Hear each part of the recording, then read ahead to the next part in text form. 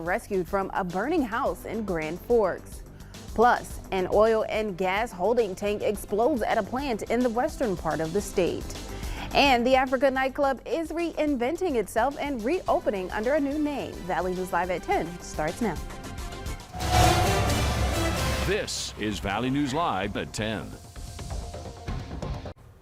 Good evening and thanks for joining us. I am Nisha Taylor. After coming under fire for the last year, the Africa Nightclub is reinventing itself, now going by the name Summit Restaurant and Nightclub. Valley News Team's Alex Larson has more on what's new and what's staying the same. To see customers coming back, they love it. It seemed like nothing changed. There are new owners and management, but 90% of the staff from the Africa Nightclub are back to work. Summit had 2 soft openings this week. With everybody ready to get back in the club scene, but Thursday night was perfect for us. Kind of set the table for what we're looking for the weekend, is getting our staff ready, our building ready. And tonight is the grand opening. Last night we had over 100 in, excited to be here, excited to be back. Satter says he and his staff are working to resolve the problems that plagued the former nightclub. We're not looking to just, keep the bar where it was at. We're really looking to raise the bar and actually set it for what we can for this community. Security will be patrolling the parking lot after bar close to keep people from sticking around. The outside speakers are disconnected to avoid complaints from residents nearby. Lifetime bans will also be given to anyone who starts a fight. We want to make sure that we contain ourselves in here, have the good time that we have in the building, and make sure that it doesn't, disrupt anybody's way of life. Along with the bar, the kitchen is open again, and it's still serving African cuisine. We encourage anybody who's curious and anybody who's excited to come out and check it out. It's a very, very welcoming place. They welcomed us with open arms. The staff tells us we can expect to see some fun events coming up. A lot of ideas for the club, a lot of ideas for what we can do here, and just energetic about it, as the staff is, as the group is. We want to make this just a comfortable, safe environment for anybody who wants to come out and have a good time. Alex Larson, Valley News Live. People in Moorhead will soon be able to get a taste of Dwayne's House of Pizza once again. According to the Moorhead Business Association, Midtown Tavern is opening in March in the former Dwayne's location along Highway 10.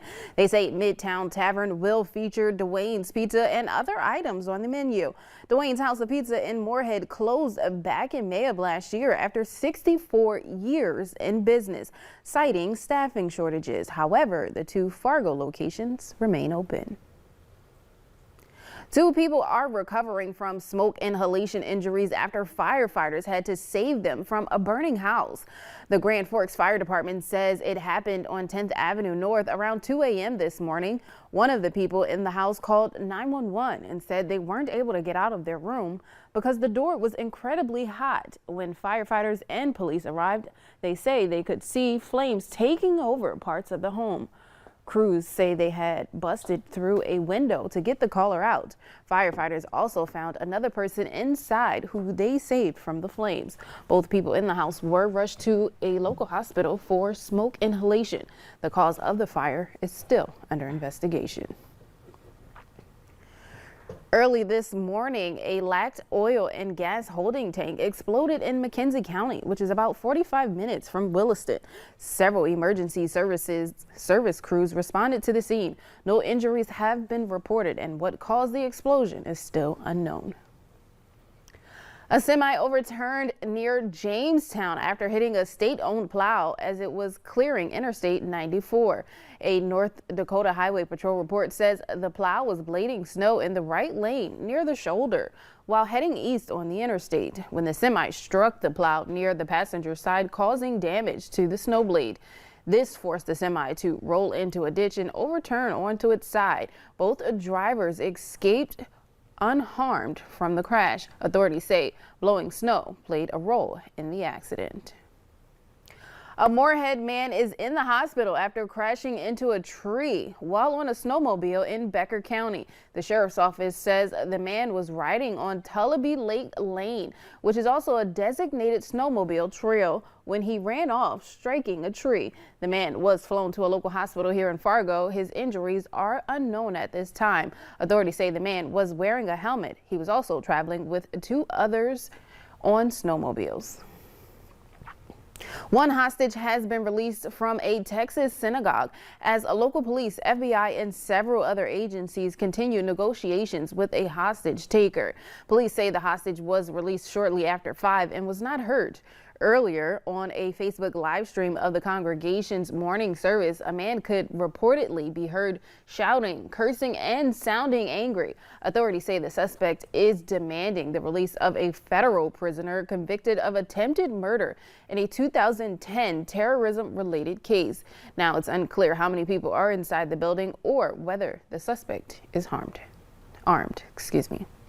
The Kentucky candle factory destroyed by a rare December tornado will not be rebuilt. A letter to Kentucky's Office of Employer Services this week indicated it wasn't feasible for the factory in Mayfield to continue to operate. 8 employees of Mayfield Consumer Products Candle Factory died in that tornado. Some workers filed a class action suit against their employer, alleging they were not allowed to seek shelter during the storm. Now, with the closing, some of the 501 employees will be offered new jobs at another location, but at least 250 candle employees will be laid off permanently.